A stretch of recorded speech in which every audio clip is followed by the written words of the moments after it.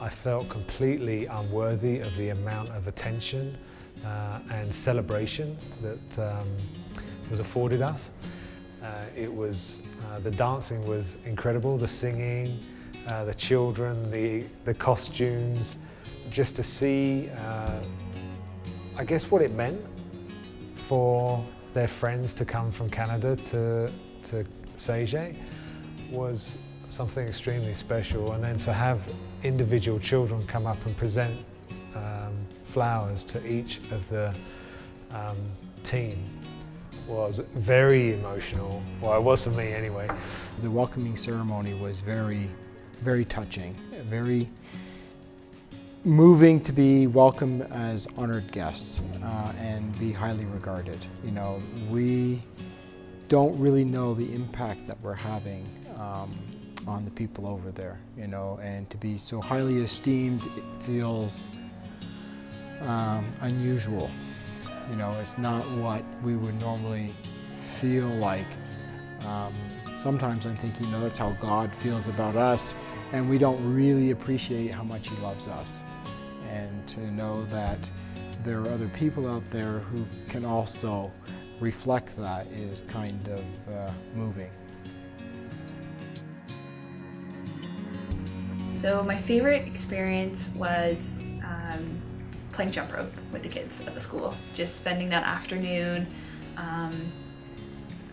watching them play and playing with them and just seeing how much joy a tennis ball can bring them, and teaching them songs that they can skip to, and they just knew what to do right away. So it was really cool to see that it was exactly like at home when you bring out a jump rope. One of my jobs was to help people find reading glasses. And the first time I did it, I wish I had a mirror. And I mentioned it to Holly, and she suggested that I use my camera. And so I did that. So after people took after I had their reading glasses fitted, if they had a very, very serious face, I would take a photograph of them with their permission, and then I would turn it around and they would look at their face. And then their face would light up. And some of them actually squealed with delight. One woman actually slapped her thigh. It was, a number of people giggled. They were so happy to have got these glasses, and they had no idea what they looked like with them until they actually saw what they looked like through the back of my camera. Before I was not seeing anything, but now I can see. And then I'm happy, I'm very happy. So can you see? I'm seeing somebody there with the dress and with the red cloth. Oh, I'm seeing a motorbike. And when we went on a home visit, and there was a little boy and he just wanted to play, and my dad just was like, oh, I'll play with you, and he just like found this little piece of newspaper and he balled it up, and that's what they were throwing back and forth. And it was just like, he was so content to be throwing a balled up dirty piece of newspaper with him. And you know, my kid over here would never do that. They would be like, oh, there's garbage on the ground. But he's just so inventive to pick up something and find an adult who wants to play with him. So I think that's a real challenge when you come back from a missions trip. How are you going to do things differently? How are you going to look at the world differently, and does it change your worldview? So that's still yet to be seen for many of us, because it's for many of us our first missions trip. But I think right now it's also fresh and new in my mind.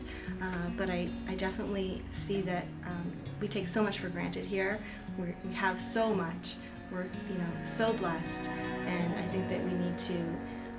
I know that I'm going to talk to my kids about that. I'm going to talk to them about how not everybody has all the many toys and many opportunities that they have. So I think it starts with discussions. It starts with sharing our stories of what we saw there with the larger church community, our friends, our coworkers, so that people can understand in a more real way the challenges that the people face in Kenya and many places in the world. I think I'm going to continue to work with the Seje team to try to be able to be the voice for the people over in Seje, and to be able to relate back some of the experiences that we had, and to carry on with trying to continue to make a difference in the lives of others. It's quite meaningful and quite, I think, quite important to be able to be that voice.